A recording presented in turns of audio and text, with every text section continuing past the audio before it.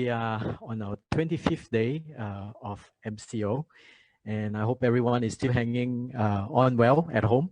And hopefully this will be the last time that we will extend the MCO. And basically, today I'm going to talk to you about career success post COVID-19. Hopefully, I will be able to give you some ideas and tips of how to prepare yourself and how to go about planning your career. Now, life is like a voyage, it's like a journey. And in our life and in our journey, in our voyage, there's actually bound to be lots of unexpectation and surprises, right? And we can never tell what's going to happen next in life. Well, some people may turn to some fortune teller and ask them what's going to happen and things like that. And frankly, when I was young, I actually used to be very interested in all this metaphysics and learned about fortune telling and things like that. But the more I learn about it, the more I realize that actually it takes away the fun in life. It's just like, you know, going to the movies every time, and then before you go into the movie, you already know how the ending is going to be. So where's all the fun, right? After that, would you like to know all the movies ending before you watch it? Personally, I feel that takes away the fun of it. I think part of life is all about the surprises and the unexpectation, and that makes life more interesting. So life is like a boat in the sea, which has its ups and downs on the sea waves called challenges. And I think we should acknowledge and accept that that is how life is going to be. There's just going to be lots of ups and downs. And all these ups and downs is actually indeed that makes life more interesting and something to look forward to, right? If everything is so expected, then your life will actually become pretty boring, right? Okay. So the voyage will eventually determine the meaning of your life. So in my first talk with You Learn Money about 2 weeks ago, I spoke about the meaning and the value of life. And indeed, it is actually our voyage will at the end actually determine what is the meaning of our life. And I spoke about how the meaning of life actually is in our own hand, and how we can actually control our life and determine how we want the meaning of our life to be. So how you live today is exactly how the meaning is going to be. So today I'm just going to change the perspective again a little bit, you know, instead of just talking about you and life and things like that. I'm just going to talk to you relating to voyage, you know, or shipping actually. And one of my retirement dream is actually someday I hope I can travel around the world in my own yacht actually. That is actually a dream that I have since I was very young. Okay, but anyway, a little bit about me. I actually was never in Malaysia actually when I was young. I actually was educated in Singapore, in Australia and America. And finally, I graduated with a degree in mass comm and political science. And I returned back to Malaysia since 1996. And not long after I started my first job, I experienced the 97-98 financial crisis as well. And it was quite a good experience. However, the industry that I was in actually picked our business during the 97-98. Of course, during that time, the crisis and today's crisis is a little bit different. I think the crisis that we're facing now is a lot more challenging than then, because now we are kind of stranded at home and a lot of things we couldn't do. But during those days, in a way, life still goes on, even though business was tough. And the industry that I was in was actually into promotions, marketing promotions. I actually joined one of the first, one of the pioneer promotion agency in Malaysia. And during financial crisis, just a little bit of sidetrack here. You know, a lot of companies, they will cut budget during financial crisis and when the economy downturn. But I tell you, actually, big companies, actually, they don't really cut budget. They actually will only reallocate their budget. So instead of spending money in advertising, for example, which a lot of times after you see the advertising, you don't even know what is the advertisement trying to say, right? Then, so instead of spending in advertising, they will spend it on promotions where it actually drives number to the company. So a lot of companies will be focusing more on bringing in the numbers. So our company used to be focusing on promotions, and that actually drives in the number. So during 97, 98, when we experienced a lot of advertising companies, global ones, closing down, the promotion agency actually boomed during that time, and we picked our revenue during those 2 years actually. Anyway, after the crisis in 98, 99, a lot of international agencies came back into the industry, and they started buying up a lot of local companies. And so my ex-company was one of the companies that was bought over. And but when the company was bought over, I actually was the first to resign, because I had some different thoughts of how the business should be run and things like that. And I didn't have any much expectation of the new setup.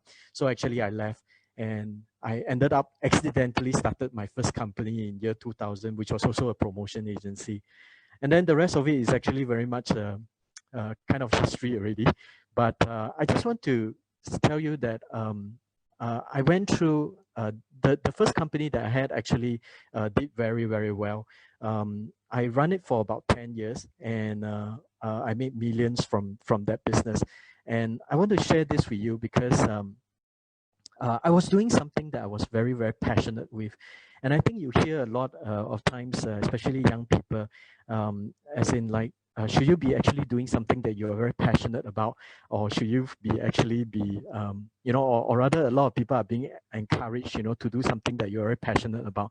And I'm glad today actually Max shares something that I don't know if every one of you catch it, which is actually in business, right? Don't just do something that you're passionate about, because you really don't have a choice. You just got to do what you got to do. And sometimes having passion in it actually makes things a bit not so easy in a way, because like my first business, I was very passionate about it, and I was so passionate that I was very willing to do it for free, you know. And that didn't end up very well, because I was so tied down with work, busy working and working and working, but my collection was okay, but then I could have charged a lot more, you know. But I actually enjoyed so much that actually passion took over me.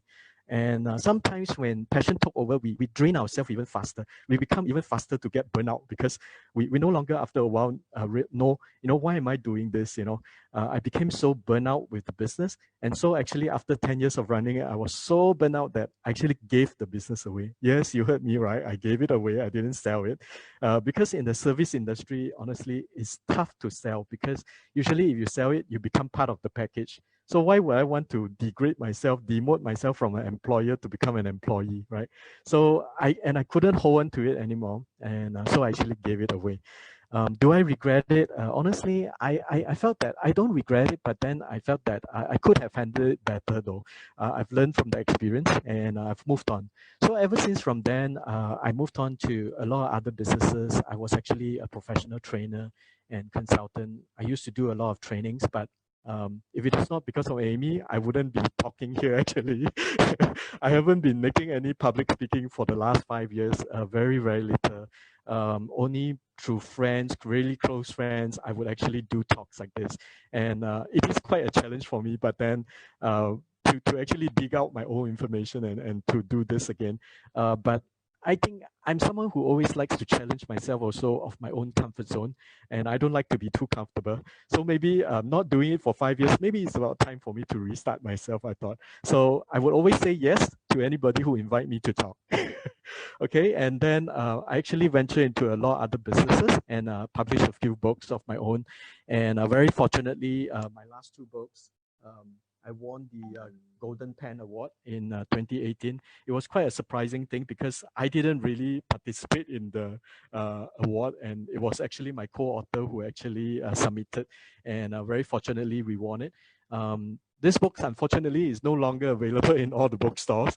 I know that after the last talk, many people were inquiring. They are no longer available in the bookstore. So the only way for you to get the book is to write to me, okay, and talk to me, and I'll be more than happy to give it to you. You don't have to buy it from me. But I have very, very limited stocks left. So make friends with me, chit chat with me, and then I'll share my book with you, okay? But I always tell people this is probably the best this is probably the best sleeping pill, natural sleeping pill. Okay, if you have sleeping disorder and you cannot sleep, yep, try get my books. Well, just a way to pull my own leg. Okay. Now, anyway, let's begin to sail. Okay, let's start today's topic. Actually, now, I want all you to understand that you are the captain of your own ship, actually. And some people may think that, hey, being a captain of the ship, you're thinking that, hey, I'm just an employee. Actually, the ship don't belong to me. How am I actually controlling the ship, right? But no, read my sentence again. You are the captain of your ship. Okay, you are the captain of your ship. Whoever you are actually managing your own ship. Even if you are an employee, you are actually just tagging along another bigger ship maybe, but you are still in control of your own ship. You are just sailing together in a herd, in a pack. Okay, so but then you are still the captain of your ship. So some people say, but I don't want to be a captain. Sorry, you don't have a choice. Okay, it's not an option. You are the captain of your own ship. All right, you don't have an option of whether you are the captain or not. It's just a matter that if you don't want to be a captain, fine. Your ship will just be drifting in the ocean, going nowhere. Okay, so would you want to end up like just a old piece of wood that is just floating by the sea, or you really want to ship yourself somewhere? Okay, so be the captain. So being a captain, you must know how you need to actually maneuver your ship, right? Okay. So captain must have the vision. Okay. You must have the vision, as in like you must know where you're going. You must be able to see where your direction is, where you're going towards. So in a personal perspective, you must know where you want to grow your career to be. You must have an end in mind. You must know where you want to end your life. Okay, don't mean dying lah, okay, but then you must know at the end of the day, who do you want to be? How do you want to be remembered? Okay, so a captain must have the vision. If you have the inspiration to become the aspiration to become an entrepreneur, then your vision must even be bigger. Your vision must even be more compelling and touching other people's life. You must be able to inspire others to sail along with you, to come on board your ship or tag along your ship, to sail towards a newfound land, to find a new paradise for everyone. That's the vision that a captain must have. Okay, if you do not have a compelling vision enough, then I would say, don't start your business first. Okay, I know a lot of people out there may be encouraging people to, hey, start business, be an entrepreneur. But I tell you today, now you want to be rich, right? A lot of people, the first thing they think, I want to start my own business because, hey, come on lah, only the bosses make a lot of money. Being an employee, how much do we make? We only make this much. Everything my boss earned already. Then left the salary a bit just for myself. So many of you maybe have that kind of mentality and thinking that, hey, I should start my own business. Well, I tell you, as being a more than 20 years as a businessman, I tell you actually, that is really, really a very, very wrong impression. Okay, you want to be rich. It's not about what you do with your career. It's not. Okay, it is about how do you manage your finances. All right. Why is Yulen money so important? And why do I feel, that I want to help Amy out in Yulen money? It's indeed because of this. Because I feel there's too many people out there having the wrong impression. Rich Dad Poor Dad, written by Robert Kiyosaki, is a very good book. But I felt that this book sometimes have misled a lot of young people as well.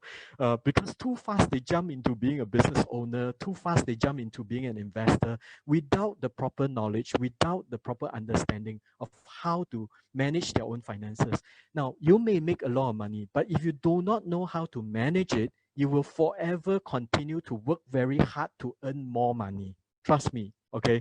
And you will forever be not enough to make enough to enjoy life, because you're always spending, and your greed become bigger and bigger. Your demand and your needs in life become higher and higher and bigger bigger. Today you stay at 5-star hotel. Tomorrow you want to stay at 6-star hotel. Today you see economy class air ticket. Tomorrow you want to go for a first class and then for super first class, and things like that, and it will actually suck you into this situation where you can no longer break yourself from all the greed and demand that you want to have in life, and if you do not know how to make your money work harder than you, okay, then you are really not ready to be rich. Okay, there's this Chinese saying, only stingy people can become rich. Okay? If you don't know how to be stingy, you don't know how to save money, you definitely is not bound to be rich. Okay, only stingy people can become rich.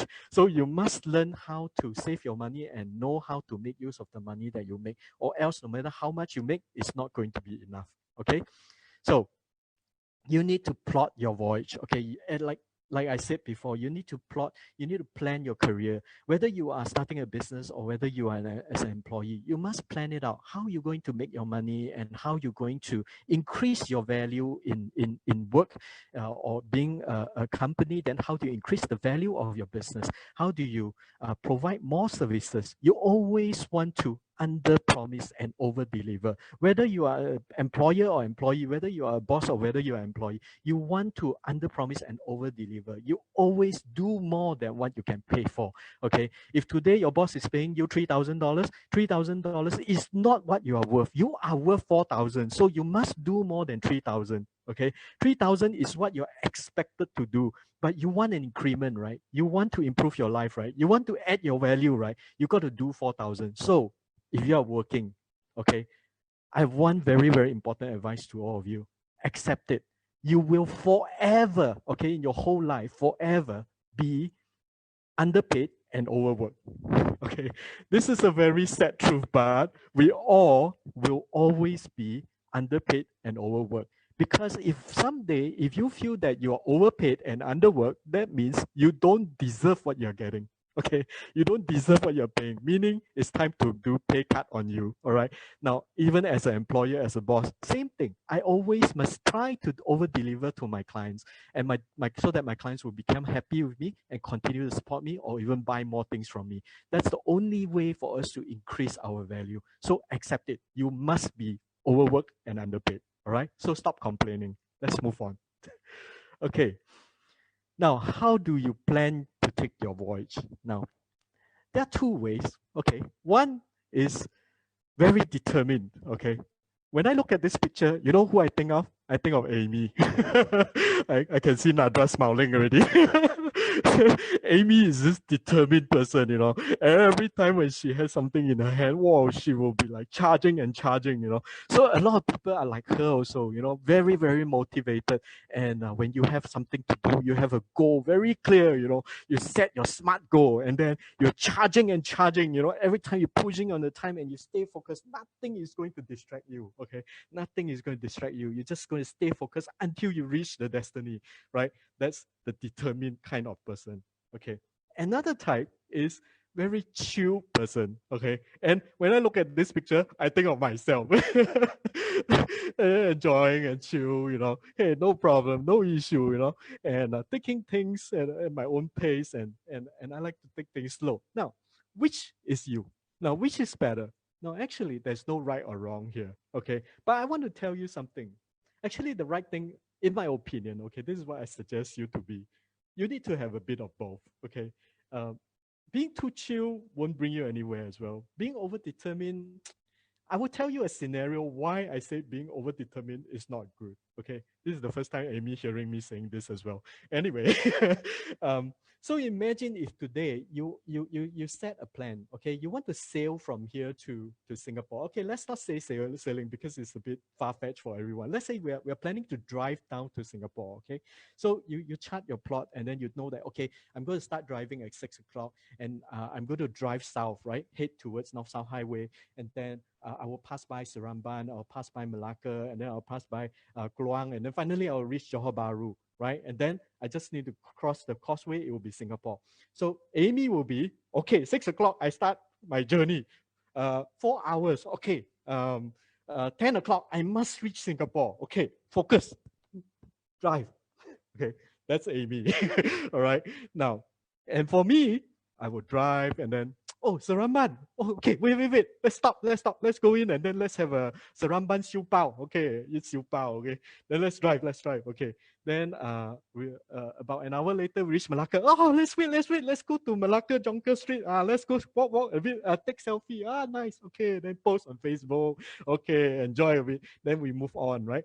So finally, I also reached Johor Bahru lah, but then it's maybe like 4 hours later, after Amy has arrived. So it would be like 2 o'clock, then I arrive. Okay, now just imagine this. Both of us reached Johor Bahru already. We are both at the causeway there. Then suddenly, there's this funny hurricane that God sent. Totally wipe out Singapore. No? Singapore all gone already. Singapore totally sunk, Okay, touch wood lah. Singapore didn't but just hypothetically imagine Singapore totally sunk. Okay, now how do you imagine Amy will react?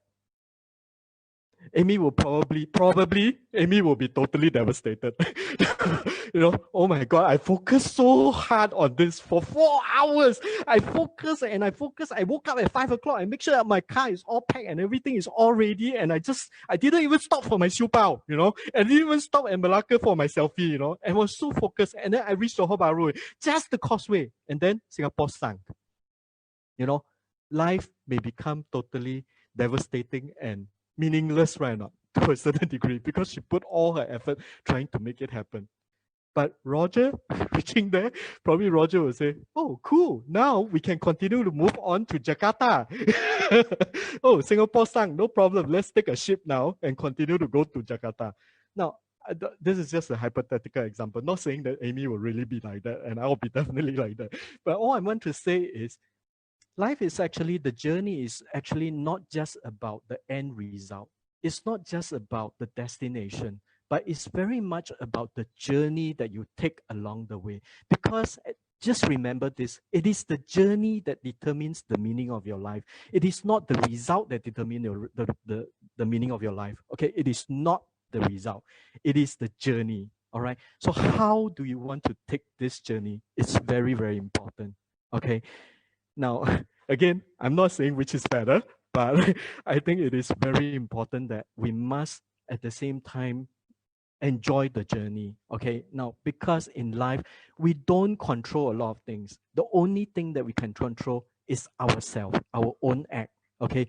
God will always send us all kinds of challenges. Okay, whichever God, they love to do that. That's the only thing that they do, send us challenges. Because He's always trying to test us, always trying to challenge us, and we can never predict what's going to happen. Okay, we can never. Okay, no matter how good a fortune teller, you cannot avoid whatever that God is going to send you on. Okay, you still have to deal with it. So it's all about how do we move it forward? How do we adapt ourselves when a challenge happens like this? Okay, how do we move on? Okay, so COVID-19 is more than just a turbulence in the sea, honestly. Okay, it is actually like a monster in the sea. Okay, it is actually more than just a turbulence. Okay, it's almost like we are in the sea and then we face a monster, And why do I say that? Because it's just like crisis, like I said, 97, 98. Really, that maybe just turbulence. The 2008, 2009 financial crisis, same thing. I think it's just some turbulence. It didn't really affected everyone, but COVID virus really affected everyone because they don't care whether you're rich or you're poor. They don't care whether you are well-known or you're not well-known. If you're not going to take care of yourself, it's going to hit you, right? And you're going to be locked in. And everybody needs to be quarantined. So COVID-19 to me is a lot more challenging as a crisis. All right. So many times in life, we will be discoursed. We will definitely be discoursed from how we want to be, okay, where we want to be. But just remember, north will forever be pointing at north. Okay. So I always say, don't just set goals, but it's more important to set your direction. Your direction needs to be firm, okay, but your goals can change. Okay, your direction needs to be firm, but you can actually discourse. And because life does take a lot of curveballs, and you will be discourse. There will be strong wind, there will be strong waves, whatever, and they will try to push you around, okay? And you go left and right, But if you lost your direction, you will go very, very far away. But if you maintain on your direction, you will not be able, it will never be able to push you totally off your course, okay? But you are just being discourse, okay? So it's very important to stay very focused with your direction, okay? Now, we cannot direct the wind, but we can adjust the sail. Okay, so we cannot control where the wind is, but we can adjust our sail. So if you have any understanding of sailing, okay, which I'm not an expert, but because of my interest and my passion, and I hope one day I'll get to sail around the world, I actually do watch some of these sailing sports event, and I have a little bit of understanding. Sometimes they would purposely want to discourse themselves because to try to catch the wind, actually, So wherever they are, if they're going straight forward, they are not able to catch the wind in the sail, you see. So they are not going to catch the current. So sometimes being discoursed is not necessarily a bad thing, okay? So sometimes being discoursed, it will actually, you're able to capture the wind, and it will actually blow the ship and actually move you faster, okay, towards your destiny. So don't be too concerned and worried of being discoursed sometimes, okay? And in life, we do really need to make a lot of adjustments and try to capture the wind, all right? And don't have to worry too much, but just stay positive and be focused with your direction, okay? Now, okay, so when we meet crisis and challenge in life, I'm going to give you 4 steps, okay? 4 easy steps to follow, okay? This will be my suggestion of how you can deal with crisis and challenge in life, okay? So the first one is you want to face it, be brave, okay? It's very, very important to be brave to face it, okay? Now, some people will choose to be coward. Some people will naturally become coward because, now, don't get me wrong, I'm not trying to devalue anyone by being coward, but it is actually very natural of any human being because by nature, we seek for comfort. You got to admit it. By nature, we all seek for comfort. You work so hard for what? You work so hard so that you can have comfortable life, right? And you work so hard, you want to earn so much money for what? It's indeed, you hope that life will be better. Whether you are chasing for freedom in time, chasing for the freedom, financial freedom and all that, it's all seeking for comfort. But unless you are people like Amy and me, we purposely like to find challenges for ourselves.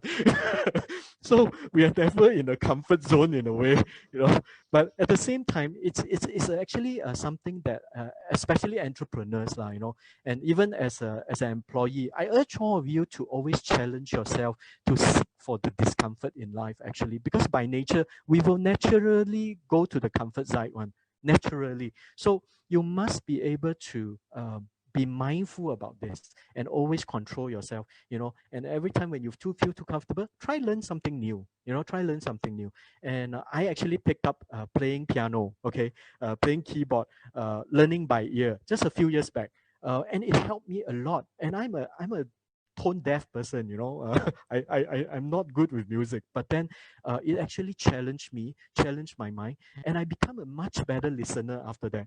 And I felt that I'm a better consultant and a better counselor after that because I hear things better already by learning how to play a piano, So I challenge my comfort zone and I improve myself. So face it and be brave, So whatever challenges that is going to come to you, be brave to face it. You've got to face it first in order to move on, okay? Now, the second thing is, at the same time, just accept it and be calm. Okay, what you need to do is to acknowledge it. Okay, yes, this is the situation. Assess the situation. You got to be calm in order to be able to assess the scenario. What do I have now? What is my resources? What can I do now? Think. Okay, you need to be calm to be able to think. Okay, then the third step is to actually deal with it. Okay, you can't be always just thinking about it or talking about it. You got to do something. Okay, so you need to be strong to do something about it. You got to deal with it.